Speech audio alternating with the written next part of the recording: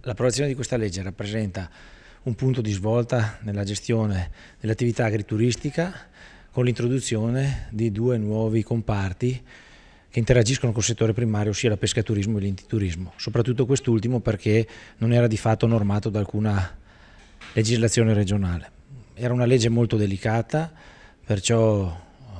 sono occorse parecchie commissioni e parecchi confronti tra i membri delle commissioni e anche con le associazioni di categoria, perché era una legge che da un lato poteva sicuramente agevolare e tutelare coloro che lavorano, le imprese agricole che lavorano nel settore primario, ma rischiava, se non calibrata in maniera corretta, di danneggiare il settore del turismo. Noi credo abbiamo alla fine approvato una legge che non vada a danneggiare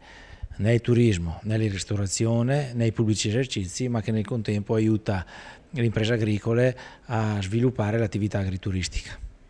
E che va a dettare nuovi principi sul fronte della sburocratizzazione. Abbiamo lavorato anche in questa direzione, cercando di sburocratizzare le pratiche, di velocizzarle e di mettere a disposizione comunque degli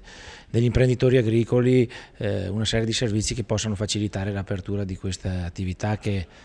non dobbiamo mai dimenticare servono per sostenere l'attività principale, cioè quella che di fatto viene svolta in campo agricolo. Tra l'altro turismo blu e verde sono comparti in continua espansione.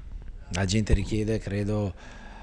col passare del tempo maggiormente di stare a contatto con la natura, strutture che vengano gestite con una condizione per lo più familiare, strutture che abbiano un'anima e non strutture che vengano gestite da quei grandi gruppi internazionali che assomigliano di più a